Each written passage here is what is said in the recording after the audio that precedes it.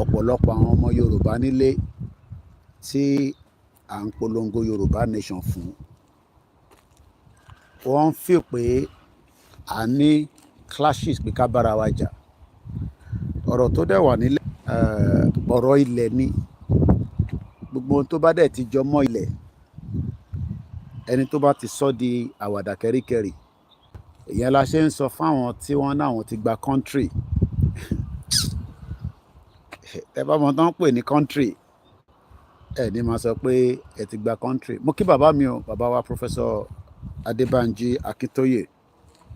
Bẹ́ẹ̀ ni mo kí Yorùbá self-determination movement lábẹ́ deputy wa secretary. Mo kí ìlànà ọmọ Odùduwà.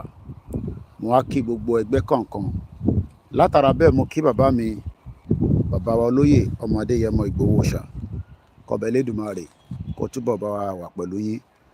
Mo kí gbogbo àwọn ọ̀jọ̀gbọ́n. Mo kí àwọn tí wọ́n tàdí mẹ́yìn tán ní káwa kan máa ṣe lọ. Àwọn tí fi dá sí torí àsìkò tí tó láti dá sí. Èmi kúkú máa ń sọ pé ẹni tó wà nílùú òyìnbó kò ń ṣe gbogbo èèyàn ló wà comfortable nílùú òyìnbó. Ẹni kan ló mọ̀ ni o. Mo kẹ́yìn tẹ́ tí ń darapọ̀, ẹ bá kún ètò yìí. Ẹ kúkú ti mọ̀ pé lọ́dọ̀ tiwa níbí àlàyé tó pọ̀ la máa ń ṣe lórí ìrìn àjò Yorùbá nation. But mo máa ń like practical, torí pé practical gangan òun ni ó lè tètè ṣí iye ọ̀pọ̀lọpọ̀ ọmọ Yorùbá nílé. Màá fi ibi tí mo wà, màá fi wọ̀nyí kí ẹ lè mọ àǹfààní tó ń pè ní ilẹ̀. Mo kí bàbá mi o, ẹ̀yin tẹ́ ń kí mi mo kí yín náà. Ẹ má jẹ́ kí n tí máa dárúkọ, bọ̀ gbogbo yín náà ni mo júbà. Àbọ̀rú àbọ̀yè, mo kí àwọn ẹlẹ́sìn mẹ́tẹ̀ẹ̀ta tí a fi ń ṣe nílẹ̀ Yorùbá. Bá ṣe ń ṣe Ramadan lọ́wọ́ náà ni à ń ṣe Lent. Mo kí àwọn bàbá wa nínú Olúwa. Èmi náà ni àbúrò yín, ọmọ yín tí ẹ mọ̀ sí Koiki. Mo ní gbogbo ìgbà kò lè sú wa, kò dé rẹ̀ wá. Ẹ rí i pé láwọn ọmọ wa tó ń ṣiṣẹ́ nílé, ẹ máa rí i pé a ti ń ṣe ọ̀rọ̀ oko níwọ̀nba kékeré. Àmọ́ ilẹ̀ Yorùbá tóbi, tó tó wa jẹ, tó tó wa mu. Bọ̀ ìdí tí a ṣe tí láǹfààní ilẹ̀ yẹn ni pé àwọn kan ti gbalẹ̀ yẹn mọ́ wa lọ́wọ́ directly or indirectly. Gbogbo ilẹ̀ Yorùbá ló ti gbà mọ́ wa lọ́wọ́. Kò ń ṣọ̀rọ̀ àwọn tó ń gbalẹ̀ nínú igbó nìkan. Bó bá dé Lagos State nísìn, kò sí lọ́wọ́ wa mọ́. Tó bá dé Ogun State, kò sí lọ́wọ́ wa mọ́. In terms of the economic power ni mo ń sọ. Because orí ilẹ̀ tá a bá níyẹn lẹ́ẹ̀ká ti máa fi ṣe ọ̀pọ̀lọpọ̀ nǹkan. Ṣé jẹ́ ká tàn kámẹ́rà kí ẹ lè láǹfààní láti nǹkan tí mò ń sọ. Bàbá mi lẹ́kìtì ẹjọ́, ẹ bá mi fi òye dé ibi tí mo wà yìí. Ilẹ̀ kan lẹ̀ ń wò yìí. Mò ń bá yín tẹ́ wà lórí YouTube. Mo máa change screen yẹn náà fẹ́yìn. Ẹ má bínú torí fóònù mẹ́ta ló wà lọ́wọ́ mi. Bẹ́ẹ̀ tí ṣe mọ Koiki. A máa ń gbé kiri ní fóònù mẹ́ta ni. Mo máa turn camera. Mo fẹ́ kí gbogbo yín máa wo orí ilẹ̀ tí mo wà yìí. Ṣé mi lè claim ilẹ̀ yìí lọ́wọ́ UK kí n sọ pé mi ni mo ní? Ṣé gbogbo yín lẹ̀ ń rí ilẹ̀ yẹn? Tẹ́ bá ń rí ẹjọ́ ẹ bá mi máa sọ pé yes. Ǹjẹ́ mo lè jáde nílé mi kí wọ́n sọ pé ilẹ̀ yìí ó, èmi ni màá máa gbé nínú bíbà yìí. Màá wá kó ẹran sínú bẹ̀ pẹ̀lú ìbọn. Mo ní wá jẹ́ kí àwọn ọmọ nílẹ̀ tó jẹ́ àwọn ọmọ Britain, torí British, ẹ̀rí ìyá kan ló ń wọkọ̀ lọ́nbẹ̀ yẹn. Kémi wá súnmọ́ ìyá yẹn nísìn. Kí n wá kì mọ́lẹ̀. Ọlọ́run níjà rírú ẹ̀. Kí n wá dẹpọ̀n bolẹ̀ fún. Nígbà tí bá wá dẹpọ̀n bolẹ̀ fún tán, àbọ̀rọ̀ mòye yín nísìn. Kí n wá pa sínú bíbà yìí. Kí n wá sin òkú ẹ̀. Ọlọ́run ní jẹ́ kí àwa ṣe irú ẹ̀. Àánú mi ṣọmọ Yorùbá. Kábíyèsí Elédùmarè Ọlọ́run ọba o. Easy mo kí ẹ. Mo ní ẹ fún wa lówó, ẹ kúkú fún wa lówó.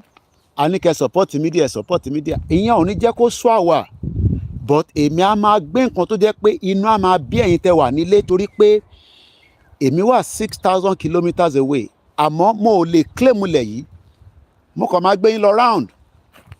Ṣé rí gbogbo ibi tẹ́ ń wò yìí, council ló fáwọn eléyìí tó kọ́kọ́ máa fi dá oko kéékèèké. Oko kéékèèké yẹn just to encourage people. But unfortunately,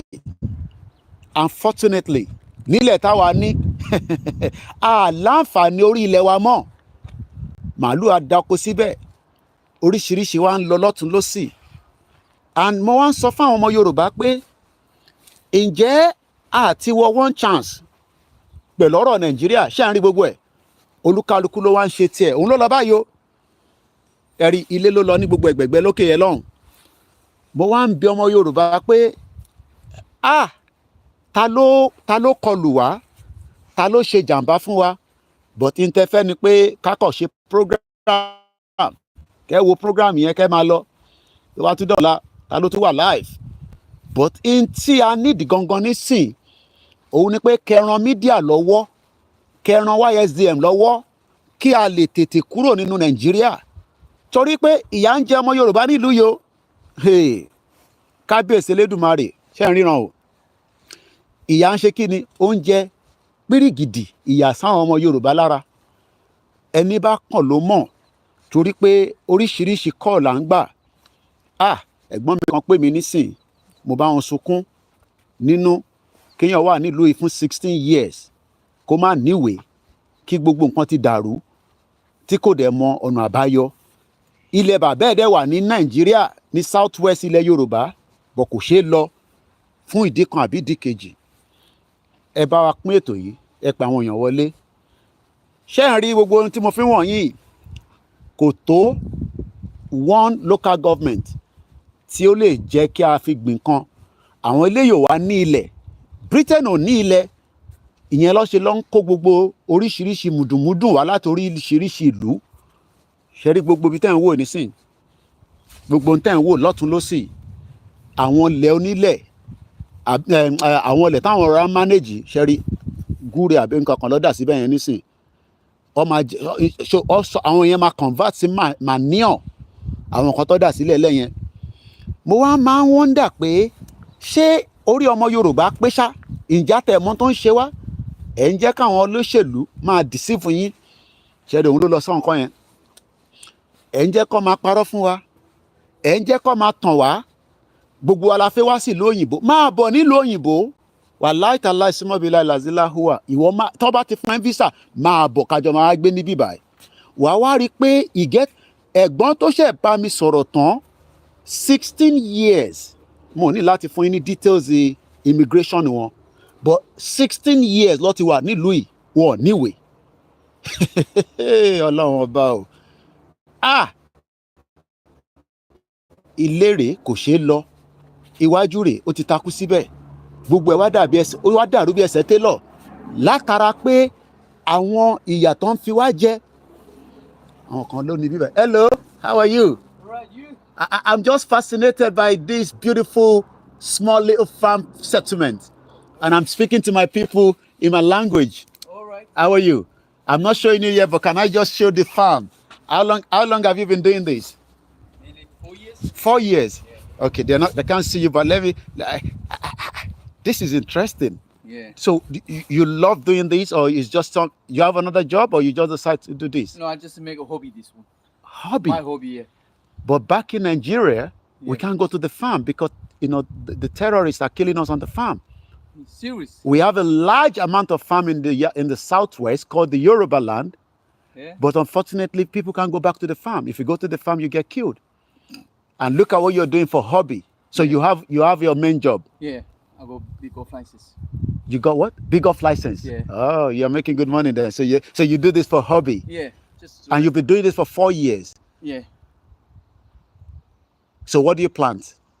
I want tomato, aubergine, cucumbers, onions. And when they grow, what do you do with them? After eating. But Eating? Just For fun. One family. Yeah. For family. Yeah. I wish you all the best. Thank you. Jazakallah khairan. Thank you. Bye bye, brother. Thank you. Sherry, no? Let me just show them. They can't see. You just do your thing. Sherry is doing his farming as an hobby. Hobby ló ń fi ṣe o. He has another business, off-license business, where he sells different things, and Baraka will come there. Thank you so much. Thank you very much. Look at the shoe. Look at the shoe. Look at the shoe. Good work. Thank you. Jazakallah, brother. Ìyà ti jẹ wá. Àráyé wá. Àráyé wá. Èèyàn ń fẹ́ léyìí ṣe hobby. Ṣe ríran wò. Ẹ̀rí council ló máa fún wọn. Do you get paid? Do you pay for this? Do you pay council for this? Yeah. How much do you pay? 300 a year. £300 a year. All right then. Ṣé gbọ́? £300 a year ló ń san ẹja àgbàbẹ̀ kọjá. Má ṣe o. No, kí ló ń ṣe ọmọ Yorùbá gangan náà? What is wrong with us? Kí ni problem wa gangan? Ẹ ń dúró kí àwọn church yín wá sọ fún yín pé yẹ ká kúrò ní Nàìjíríà. Ṣé rí nǹkan tó sọ? £300 ni wọ́n san. Hello, how are you? You okay? I'm just doing my own little recording. Don't worry. How are you? Where's your own farm? You're not doing any farming. You're not doing any farming. Where's your farm? So what do you grow? Slowly. Yeah. Shuku. Yeah, okay. So what have you got there? No, this one is now, maybe beans. Beans? Yeah. Okay. Now, maybe 2 weeks. 2 weeks. After I'm doing it. How long you been doing this? 2 years, 1 year? No. For 4 or 5 years. 5 years? Yeah. Alhamdulillah. Thank you. Nǹkan ti ṣe wá. No. Nǹkan ti ṣe lẹ́ Yorùbá. I pity Yoruba people. I pity our leaders. Tẹ́ ń pè ní leaders ní Southwest. Àwọn tó yẹ kó dive. Gbogbo tí bàbá wo lọ́wọ́ fẹ́ jẹ́ ká ṣe leléyò. Kólúkálukú wa máa gbìn kan. Kíyà má bàa jẹ wá. Kébi má bàa pa wá. Ebi yẹn wá ń pa wá nísìn torí pé àròkọ lọ. Àwọn ilé lóko nísìn. Ilẹ̀ wọn ò dàbí ilẹ̀ Yorùbá. Ilẹ̀ tí wọn kò dàbí ilẹ̀ tọ̀dọ̀ tiwa. Mo kí ẹ easy. Mo kí Prophet O.A. Ikunlayo. Mo kí bàbá mi Bishop Adesina. Oko etílé tí ìyá Janet Fashakin ká lọ máa ṣe. Ṣé ń rí? Òun lélẹ̀. Ṣé rí pé ilé ló wà ní gbogbo end yẹn? Ilé ló wà ní gbogbo end yẹn. Local government kan ló ń dì pẹ̀lú eléyìí o. Mo ní sọ àdúgbò tí mo wà fún yín. Ṣé mọ̀ pé mi máa ń káàkiri ni ẹ mọ̀ pé mo níṣẹ́. Kúkú ti sọ pé mo níṣẹ́ náà.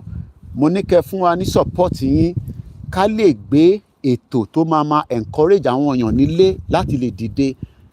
Ǹjẹ́ gbogbo ilé ìkọlù ẹ kí council náà ṣe fáwa náà? Gbogbo local government wa, unfortunately, olúkálukú kàn ṣe tiẹ̀. Nobody cares. Àwa ń fìyà jẹ wá. Àwa ń struggle as people. Àwa rí ọ̀nà lọ. Tá bá wá sọ̀rọ̀, àwọn kan á ní shut up. Wọ́n á ní kí n shut up. Wọ́n á ní mọ̀mọ́ tí mò ń sọ mọ́ kí Mr. Peter Olúwatóbi Akinyele Akínrìnọlá Túndé mo kí yín.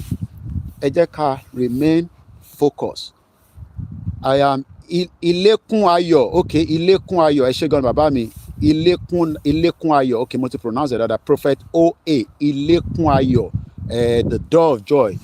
Joy yẹn á máa wọlé wá bá wa ni. So àwọn tó bá fẹ́ gbé mọ́tò wọlé ọ̀rá park mọ́tò wọn sí bíbá. This is what we have been saying to our people.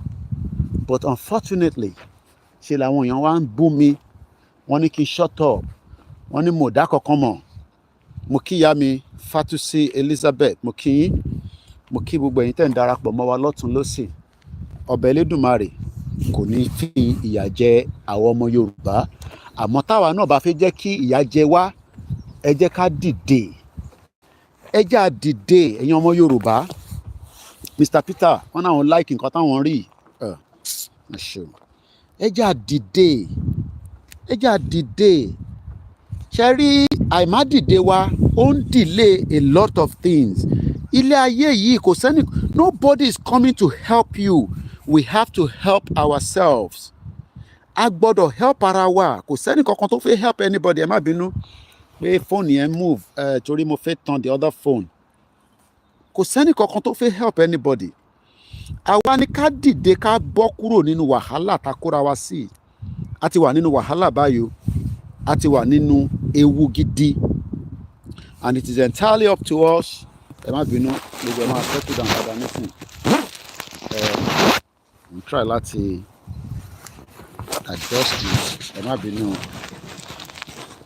má ṣe àti wà ní problem mo kí ẹ just reason àwa ní ilẹ̀ rẹpẹtẹ ẹ má bínú gbogbo ẹ máa padà sí normal nísìn mo lè má kọ́ lè rí comment mọ́ ni but for now let's hold it like this so mo ṣe máa lọ wábì kan jókòó sí dákọ̀ máa sọ̀rọ̀ dé wo bí mi ṣe máa wá explore lélẹ̀ gbogbo eléyìí ló wà ní gbogbo different borough káàkiri ní UK but unfortunately àwa ti lose everything ní southwest we have the fertile land we have whatever it takes but we don't have the support of our government. Our government are the most wicked government that we can ever think of. They don't care about every one of us. We are all struggling. Nobody cares about anybody. Olúkálùkù wa ń wá bó ṣe máa survive. Ó wá di ẹni tó bá lè jẹra wọn. Má gbàgbé yẹn kọjá àwọn ilé tẹ̀ ṣe tí wọ́n dáadáa wọ́n gbé flap síbẹ̀. Ó wá kọ ẹni tó máa jẹra wọn. Òun lọ̀rọ̀ tó wà nílé nísìn. Caricature. Everybody just chop themselves. Everybody, àwa ní court káàkiri. Everybody wan suffer. Suffer for head, enjoy for heaven. Gbogbo ohun tá à ń sọ fáwọn èèyàn wa leléyìí tó sọ wá di ọ̀tá ilẹ̀ Yorùbá. Wọ́n ní ká shut up. Ẹlòmíràn ní kí n come back home. Come back home. O lè jókòó sí London kó máa sọ jágbajàgba báyìí. Ìwọ náà máa bọ̀ nílé kájọ máa ṣe. No problem. Ṣòrí pàwọn eléyìí wọ́n ṣe tí wọ́n dáadáa. Council ló fún ọ tó fi operate ṣòrí pàwọn lè ṣe tí wọ́n dáadáa professional ọ̀nà kan ló ti lọ báyìí ǹjẹ́ ok ọtí blọọkì bíbá ṣe ẹja ká padà báyìí sẹ́yìn. Mo kí gbogbo ọmọ Yorùbá nílé lóko tẹ́ bá wọ́n dà pé bo ni mo wà inú oko lèmi náà wà bọ̀ oko London là ń pè bíbá oko etílé eléyìí ló ń pè ní oko etílé.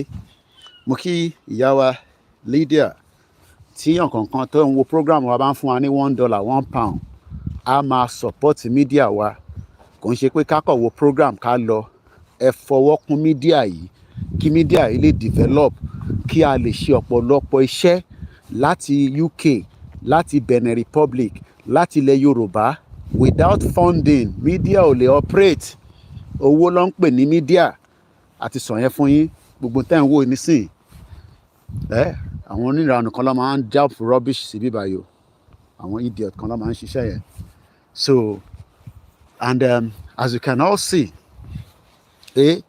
these are all the reasons táwa ṣe ń kígbe pé kí Yorùbá dá dúró ẹjá dá dúró ẹjá ṣèjọba tiwa nìkan ẹ jẹ́ ká kúrò ní Nàìjíríà. Nigeria is not a country but instead ṣe làwọn èèyàn wa ń bá wa jà wọ́n ń bá wa jà ní o wọ́n ń bá wa jà lójoojúmọ́ wọ́n ń bá wa jà lójoojúmọ́. Hello. Where are you coming? Sorry? Where are you coming? You? Where am I coming? Yeah. I'm a journalist. Journalist. Yeah. Your garden here. Yes. Which one garden? Which one garden? Which garden? Yeah, you. Which one? Which garden? I said I'm a journalist. Journalist. Journalist. What is journalist about? Media. Media. Yeah, journalist. Press. Press. Yes. Press. You don't know press? You know the meaning No, of press? I know that. I know. You don't? Yeah. So why are you asking me? I said Why you here? What? Is it yours? Yeah. It's not yours. Council. Yeah, I know. Yeah. So why are you telling me it's yours? It's not yours. Broken the very garden. All garden. It's not yours. People come It's here. council. Yeah, you see me recording. Yeah. It's journalists. I'm recording. I'm talking to people. Yeah. You want to appear in the camera? You're the council. You're the council. I said I'm a press media. You don't know what journalist is? I don't know about journalists. You don't know journalists. You live in this country. You don't know journalists. Brother. So how come you? This is where they say you should integrate in this country. How long you live in this country? Yeah, 10 years. 10 years, and you don't know who journalist is. You don't know media, press, BBC, Sky News. Sky. Okay, good. Yeah, some people, you know. I'm not some people. I'm not some people. I'm telling you. Not some Yeah. people. Some no. people. Yeah. Some people is common. It's broken. robbery, broken, all of them. Oh, garden. yeah. You Broken. understand? Oh, okay, Yeah. okay, It's okay. no good. Brother. Okay. No good. Wicked people. Yesterday, Yeah. you come to broke all the things. All. Take it. Why Okay. no security here? Yeah. The It's good security not not here. here. Why not tell I council don't know. I security? go to council. I go in the police. No. Police too busy. Too No. many Yeah. crime. I'm not helping. Look at that one now. Rubbish. No good. Yeah. I don't know. All of People them go- rubbish. But please, why the gate is not locked?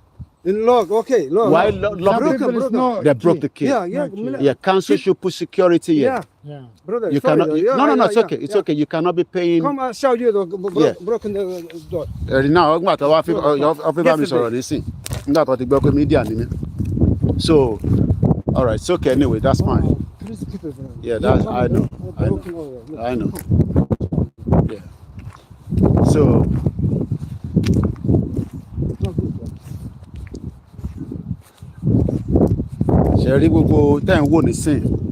These are farmers. How long you been doing this? You? Me, 5 years. Wow, alhamdulillah. Yeah. Wow, 5 years. Wow, very 2 good. times broken my garden. 2 times. Yeah. Broken your Everything. garden. Criminals. Mo kí gbogbo wa lẹ́ẹ̀kan sí pé No, not here. um, Huh? àwọn máa ṣe wàhálà, I'll show you. èèyàn kan á máa jẹ mùdùnmúdùn, kò síbi tó sì ṣe.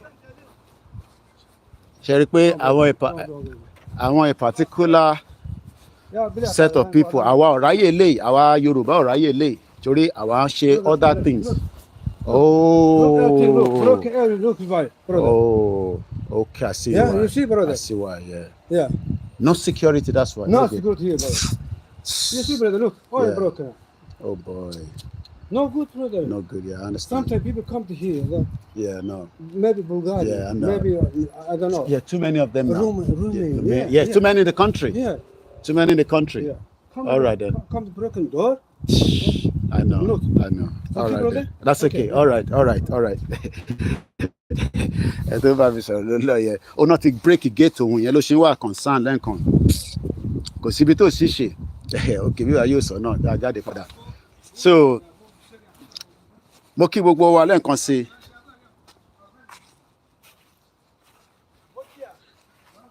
Oh yeah, definitely, yeah. Òun ò mọ tán pè journalist ni. Àwọn ilé kan ń gbé nínú ìlú ni wọ́n integrate. Nígbà tí mo ní journalist tó tún bi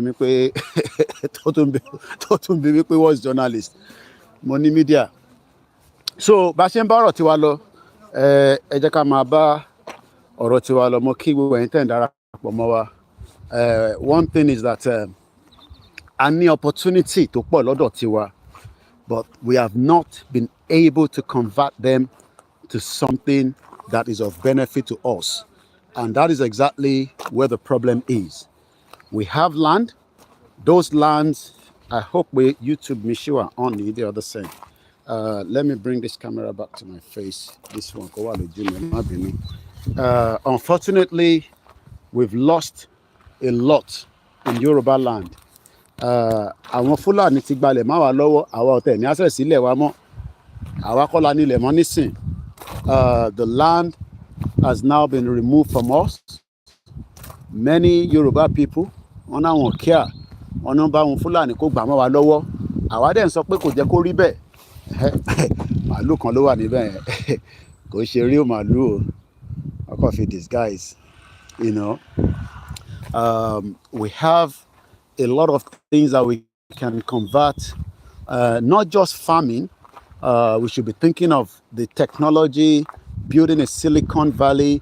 Gbogbo nǹkan ní Baba Awólọ́wọ̀ ṣe for decades.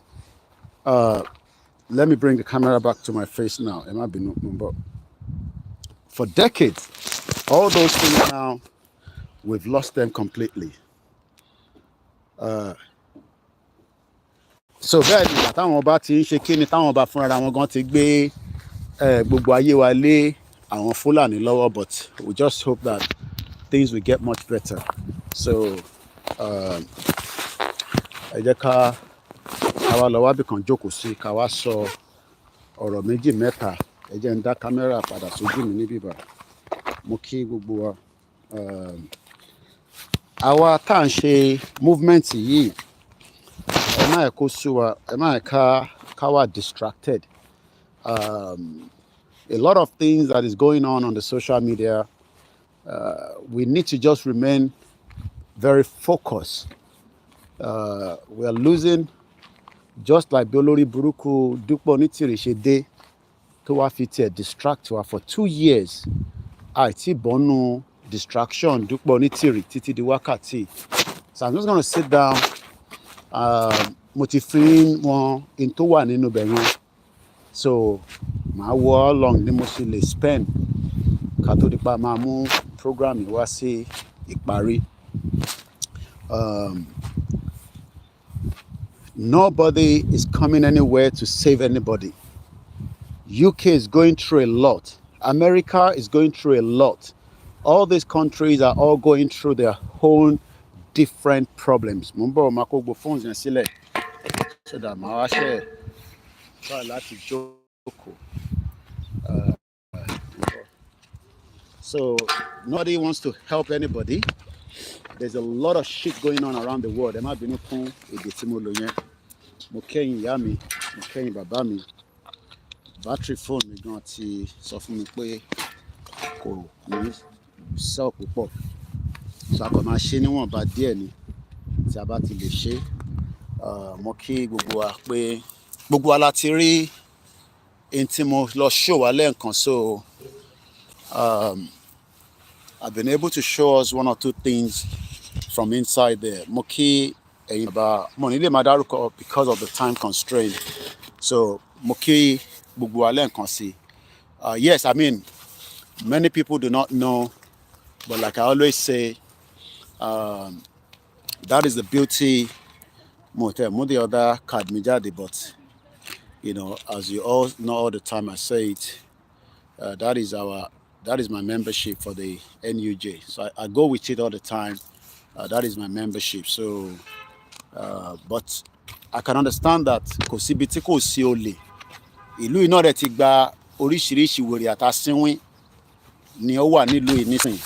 Mo kí bàbá wa Prophet John Ogundele. So I'm gonna go swiftly because àwọn battery mi kò wá charge dáadáa. Gbogbo ẹ̀yin tẹ́ máa ń gbọ́ wa ní abroad, ta ní kẹ́ support wa, ẹ túbọ̀ yẹ kí support yìí kó pọ̀ dáadáa kí a lè rí ọ̀pọ̀lọpọ̀ iṣẹ́ ṣe fún ìran wa. So I'm going to go swiftly into it. Nigeria needs now the courage to dissolve. Mo ti ka kíní tẹ́lẹ̀ pàtó lélẹ̀. Tí bàbá Akintoye gbé fún wa pé ká máa fi bọ́mọ Yorùbá sọ̀rọ̀. So let's see how far I can quickly digest it again. And I'm sure everyone can hear me. Ẹ má bínú bí gbogbo phones yẹn ṣe wà.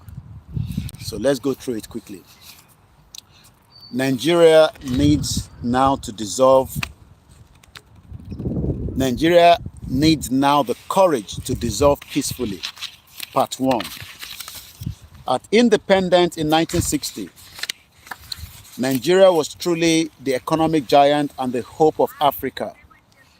Nigeria was 25% of the population of Black Africa. One of the regions of the Nigerian Federation, the Western region, had the most intensely educated population in Africa. Nigeria therefore had the largest and the most solid class of educated professionals in Africa. By the time of independence, Nigeria ranked as the one of the world's largest exporter of cocoa from the Western region, palm product from the Eastern region, granite from the Northern region. Of the minerals, Nigeria was an exporter of tin mine on the Jos Plateau and coal mine on Udi Hill near Enugu. And every region of Nigeria had a rich deposit of minerals. The Western region had the second largest deposit of bitumen in the world, and the Northern region had the deposit of uranium. Uranium yẹn ni America were concerned pẹ̀lú Iran ló fi ṣe nuclear warhead. Niger náà ni tó pọ̀. Nigeria was known to have a rich deposit of petroleum. It has not been of any useful to anyone. I call it the increment of the devil, because we have good amount of petrol, but unfortunately we've not benefited from it at all. So when you look at it, we do say all the time, we are the war giant, as we are told, but it doesn't reflect back to the human lives. You are not likely to live up to 52 years old in Nigeria, and I'm not making this up now.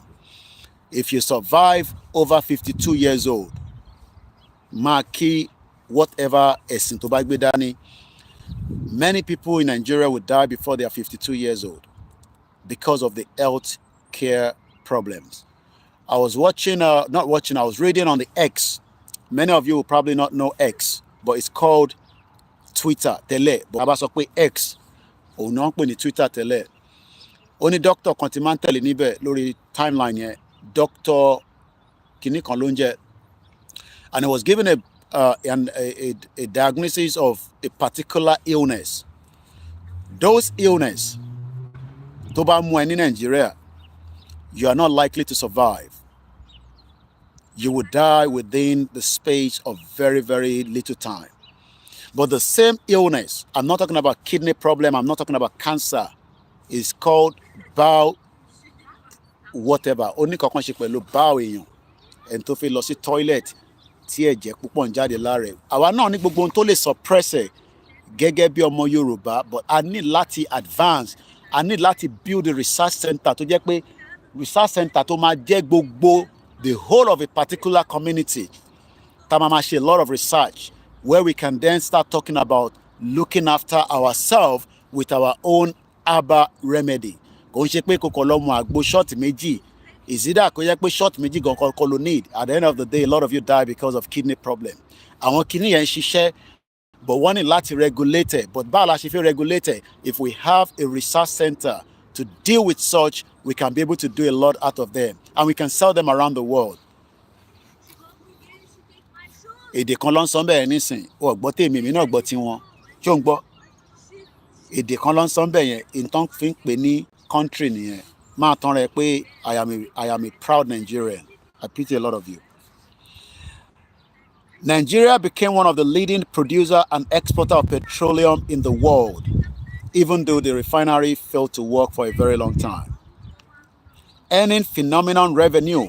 A lot of money was made through the petrol. Alakija made her money because she was lucky to be doing air. Àbí aṣọ ló ń rán fún ìyàwó Babangida, what good in the oil world fún.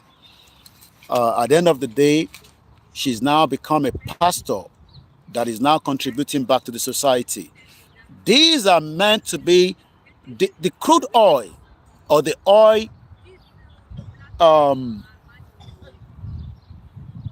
whatever oil field should not be given to individual.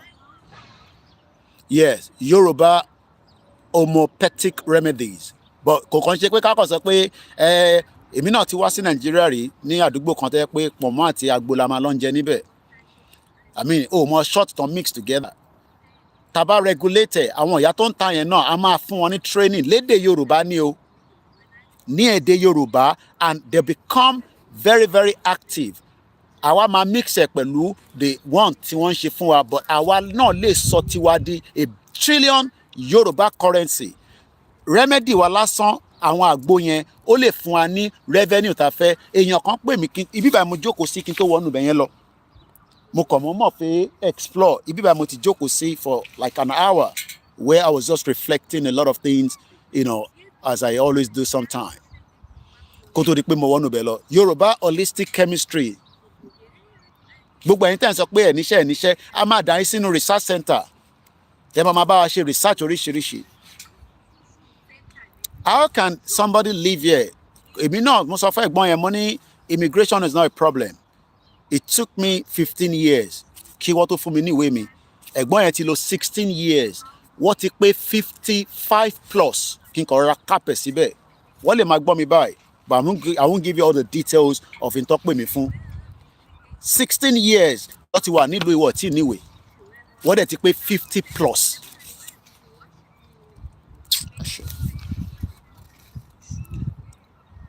Altogether, Nigeria seems to be heading to the success and the wealth, prosperity and power. Ìdí tó ṣe ń lọ ní that direction is because it was 3 regions. Kò sí nǹkan kan tó ń jẹ́ 36 states tẹ́lẹ̀. Ẹ lọ find out. All that came after táwọn military gbàjọba. eastern region, northern region and the western region. Ìntọ́ gbé fún gbogbo wa nìyẹn pé ká lọ máa manage bí a lè jọ gbé papọ̀, but tó bá ti pé 100 years kólúkálukú máa lọ nílùú ẹ̀. Bẹ́ẹ̀ ni Prophet OA Ilekun Ayọ̀ 16 years ni ẹ̀gbọ́n yẹn ti wà nílùú yìí, wọ́n ń ṣe wọ́n mọ̀ because àgbàlagbà ni wọ́n ti pé 50 plus, màá kàn sọ pé wọ́n ti kọjá 55 wọ́n ì tí ì rí ojú ilé mọ́ láti 16 years ago. Ìyà ń jẹ àwọn èèyàn nílùú yìí o. Battery sọ pé 10%, so I'm gonna just wind down. So eléyìí mo fẹ́ máa deal pẹ̀lú in terms of ntí bàbá Akintoye gbélé mi lọ́wọ́ yìí, part 1 lélẹ̀, part 2 lélẹ̀. So I might still come out and do more, but kakọ round it up. Ẹ jẹ́ ká dúró lórí ọ̀rọ̀ epo. Báwo ló ṣe máa gbé oil wealth fún individual nílùú tó jẹ́ pé gbogbo ala ní a sọ pé a ní, ká tẹ̀ sọ pé ibi tó ti ní gangan. Yes, 16 years no paper, that is sad. What it destroy life ẹni yẹn? Èmi náà ṣe bí torí pé mi wọlé nígbà tèmi jẹ́ ọ̀dọ́ ni èmi ò ṣe fílẹ̀, because I came here when I was in my 20s. So gbogbo pé mi ò níwèé yẹn, èmi kàn ṣayé lọ́n tèmi ni. Láàrin méjì ẹ̀ ọlọ́dẹ ọmọ wọlé gbogbo ẹ̀ wọlé.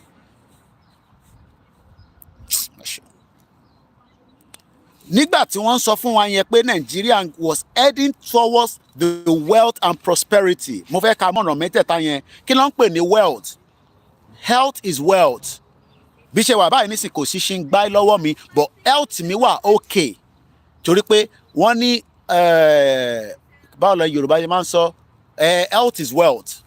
But wealth ta ní Nàìjíríà ní sí níbo ló wà? Ẹ béèrè lọ́wọ́ gbogbo àwọn olóṣèlú wa níbo ló kó wealth wá sí? Kátẹ̀ máa sọ pé láti 1960, ẹ jẹ́ ká mú láti 1999, níbo ni wealth yẹn wà? Ilé kan jọ ní Ìdúmọ̀tà lánàá, ẹ wo gbogbo ẹ̀ bó ṣe rí jágbajàgba, ó yẹ kó ti redevelop gbogbo bẹ̀ yẹn. Kò sí nǹkan tó cost wọn gbogbo bí tí mò ń wò yìí some 10-15 years ago tá a máa ń wá sáwọn àdúgbò yìí, it was not what it used to be. Wọ́n dá wálẹ̀, wọ́n kọ̀ọ̀kan mí sí, wọ́n open space, wọ́n sọ bẹ̀ yẹn di ibi táwọn èèyàn lè máa ṣe farm settlement. Àwa wà níbi Ìdírè, Ìṣánáre, àwa ń pariwo pé kíní yìí kò fún wa ní wealth. Okay, sọ̀ǹtì wealth tí Nàìjíríà fún wọn nísìn, what wealth ní Nàìjíríà fún? Ẹ má bínú mo lè recommend because of the sunrail. Ìlà lọ̀rọ̀ ẹ ṣe gan ni. Mr. Saheed mo máa ń make àwọn laugh, mo di bàbá suwe nìyẹn. Because at the end of the day, à ń sọ pé okay, a ní wealth, Nàìjíríà ní wealth, àwọn wo ló ń gbádùn wealth yẹn? Ṣẹ́ra àwọn òyìnbó tó máa ń wá sílé, àwọn òyìnbó tó ń ṣiṣẹ́ nínú exploration, just like Church of England. Bọ̀bọ̀ tó di Church of England mú lé ní Justin Welby, ọ̀rẹ́ Buhari the sadist, former Shell director ni.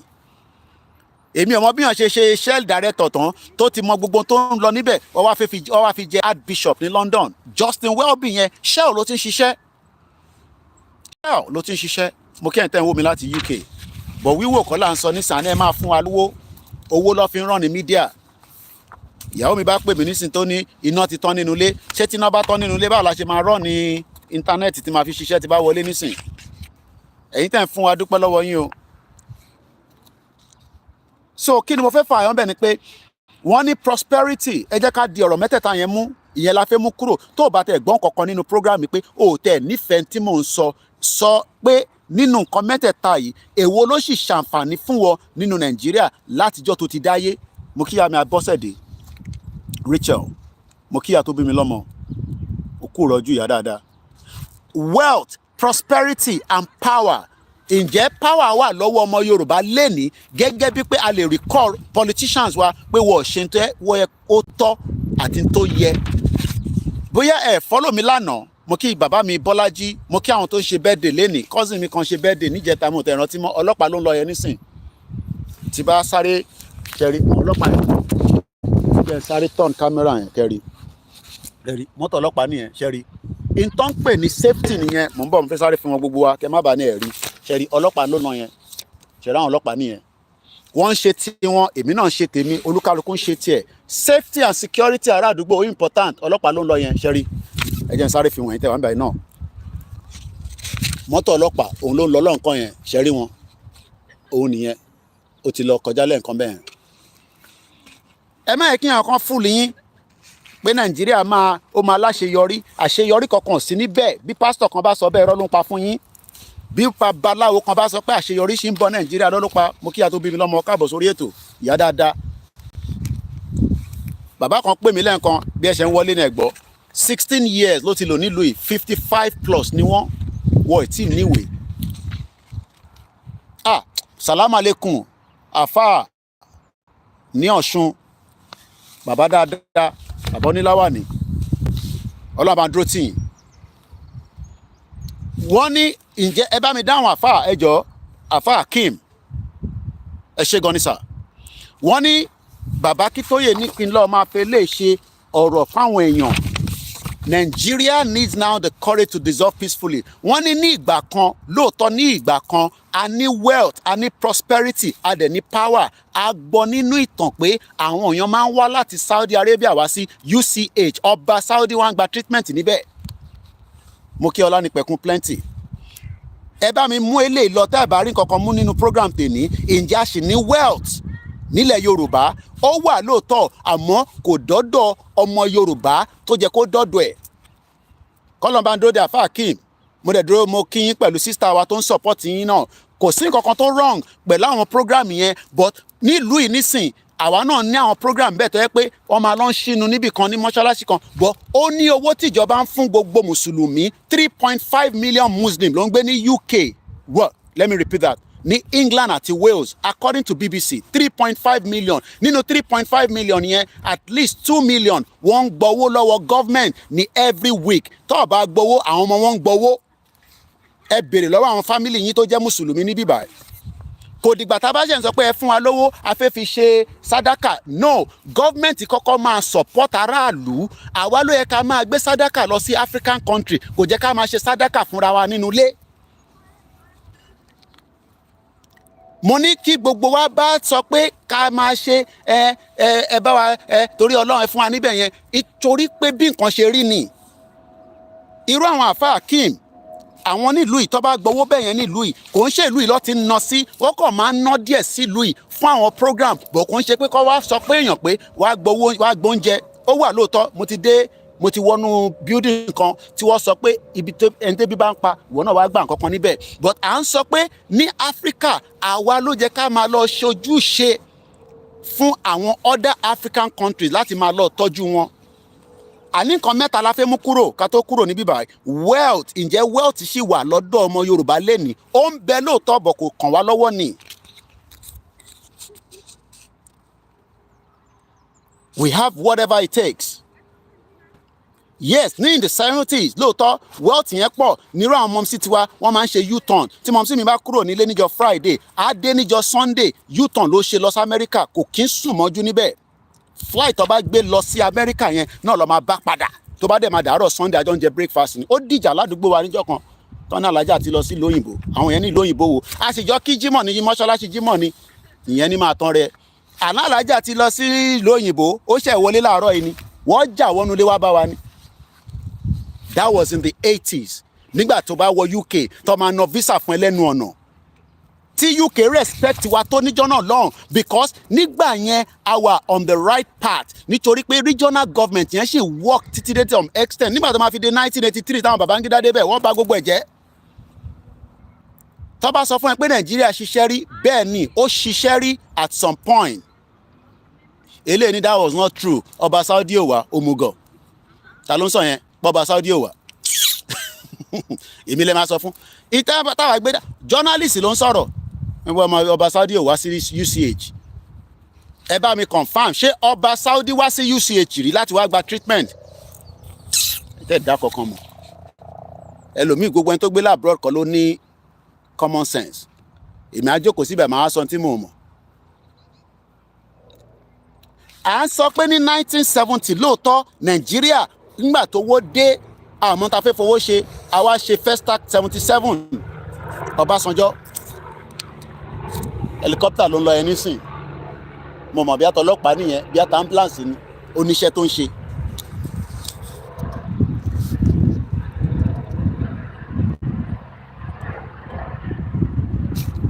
One true platform mẹ́tẹ̀ẹ̀ta ta fi ń stream, platform mẹ́rin ni mò ń lò.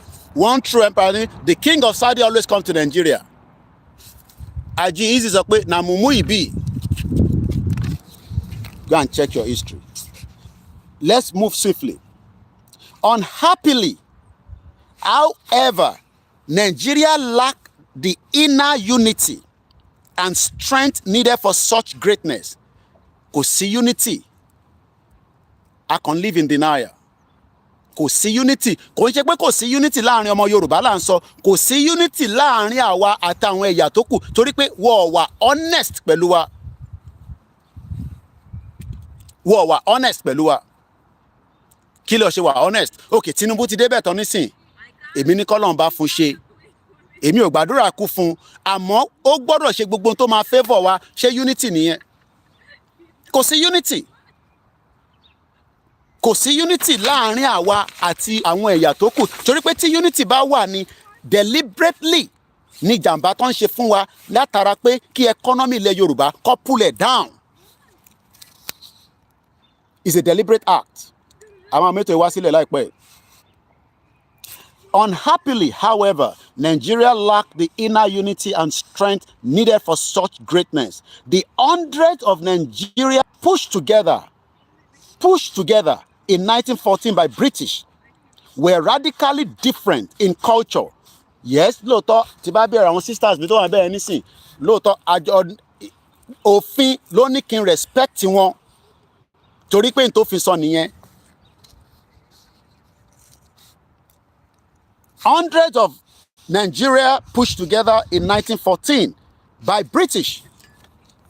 Britain tó dá wàhálà sílẹ̀, wọ́n sọ fún wa nísìn pé ká lọ máa manage ara wa. The hundreds, we were radically different in culture, political traditions, religion and attitude. Attitude tèmi ó yàtọ̀ sí tọmọ Igbo. Ìwà tèmi yàtọ̀ sí t'Hausa. Àwa náà lè ní ìwà tiwa, ọmọ Yorùbá làwa. So how do we work together? Wọ́n ní tá bá ti pé 100 years tó bá work mọ́, ẹ jẹ́ kólúkálukú padà síbi tó yẹ kó padà sí. Bàbá mi Adéyẹmí ní, I was privileged to work with a man that usually travel every Friday to UK and return on Monday. His office was at Eric Moore in the 80s. Nígbà tí owó jẹ́ owó nìyẹn. Nígbà tí owó jẹ́ owó. Nígbà tó máa fi di until after the Second World War, àwọn bàbá ńlá wa ló ja ìjà yẹn. Wọ́n sanwó fún wọn. Because Britain ló ń control Nigeria under the colony.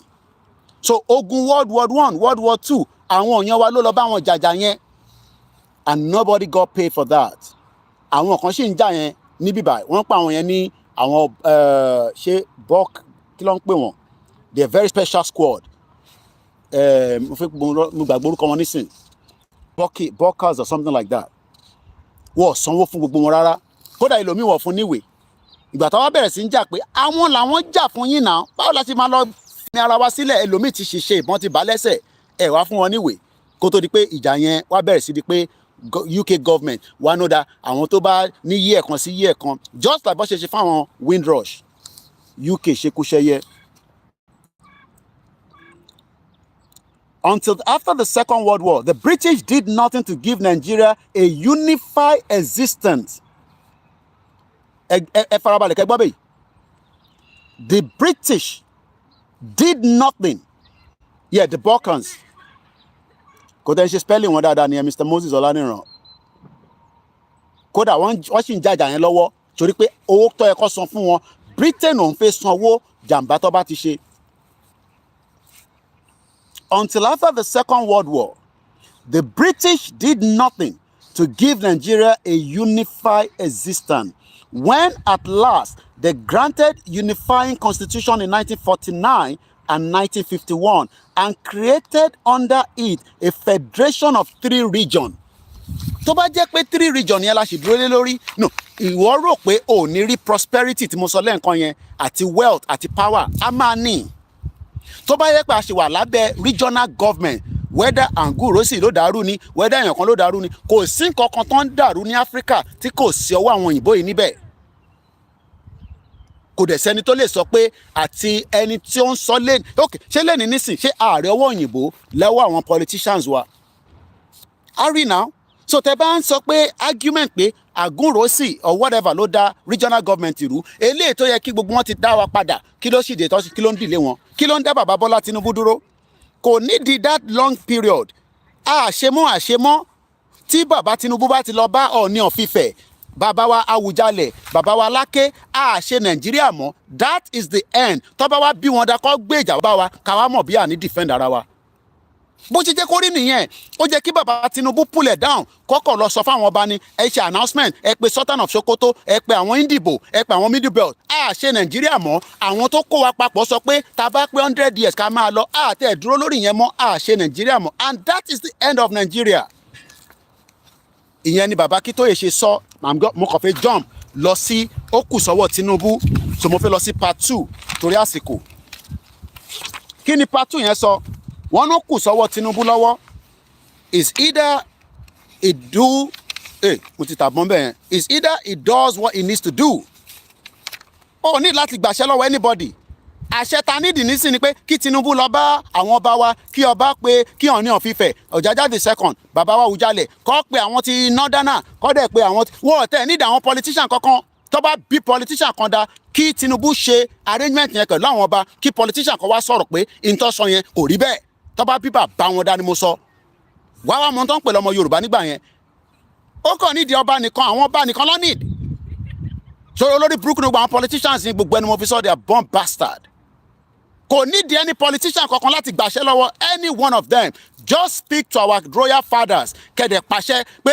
àwa Yorùbá pull out kúrò ní Nàìjíríà tó bá wá bí anybody yẹ àwọn Gurkhas àwọn tí orúkọ tí mo wá gangan nìyẹn GURKHAS Golf Uniform Romeo Kilo Hotel Alpha Sarah àwọn Gurkhas baba Moses expel wrongly Gurkhas ni wọ́n àwọn yẹn wọ́n good bàjẹ́ àwọn ni wọ́n jà fún Britain wọ́n pa ọ̀pọ̀lọpọ̀ nínú wọn so gbogbo wọn pariwo lójoojúmọ́ yìí ntí Tinubu pull down kò sí nǹkan tí IMF lè ṣe kò sí nǹkan tí World Bank lè ṣe kò sí nǹkan tí African Union lè ṣe kò sí nǹkan tí anybody lè ṣe ṣe Nàìjíríà mọ́ ó wá kù sí lọ́wọ́ ẹja àjọ àgbáàrin kí ni bàbá Akintoye sọ bàbá Akintoye ní part 2 màá kọ́ ka briefly in summary níparí as these words are being written in late February bàbá ṣe kọ́ ni ẹlẹ́mìí àníyẹn bàbá kan kọ́ ni historian ni bàbá is an historian